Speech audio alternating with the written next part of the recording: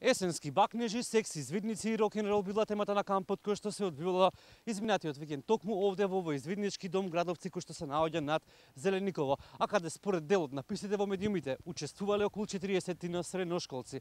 Веднаш по завршување на кампот, дел од родителите на овие средношколци обвинија за скандалозни сексуални активности токму на овој камп насловен како Есенски бакнежи, секси извидници и рок-н-рол. На терен, во дворот на извидничкиот дом Градовци расфрлени брошури со едукативен карактер за сексуална едукација и превенција. Во разговор со еден од жителите на Зелениково, вели, единствено што забележал викендов е децата кои биле дојдени на кампот. Тука имаше доста деца тие извидници. Одеван до река, до таму, до ваму. И така. Внатре се одржуваше кампот, мислам средношколци, внатре беа во... Внатре кругот. Кампот бил наменет за извидници над 16 годишна возраст, а организатори се прв скопски извиднички одред. Од таму денеска никој не одговараше на телефонските повици и пораки за да ја објаснат програмата по која се раководеле, но и тоа кои се биле обучувачи на кампот.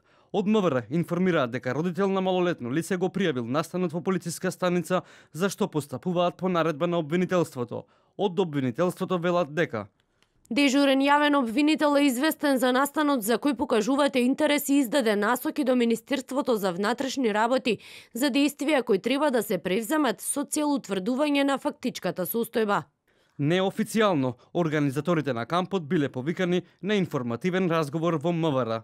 Скандалот го обелодени слободен печат со целосни сведоштва на родители чии деца учествувале на извидничкиот камп. По завршување на стазата имале водување активности во дворот на извидничкиот дом. Првата активност – slip and slide, односно лизгање по најлон со сапуница.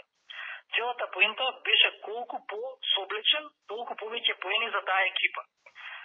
После пишува нова цртишка има во мејлот, лизгање од еден до друг крај, взимање краставица во уста, враќање до другиот крај и ставање кондом за краставицата за најбрзо можно време. Директорката на Центарот за социјална работа Скопје, Наташа Станоевич, денеска телефонски одби да даде било какви информации за скандалот со извидниците. Во истиот момент кога беше прашана за кампот во кој се инволвирани средношколци, го прекина разговорот. Првиот скопски извиднички одред финансиски бил помогнат од град Скопје. Од таму денеска преку соопштение се оградија од активностите кои се одвивале за време на кампот и појаснуваат дека го прекинуваат договорот со првиот скопски извиднички одред.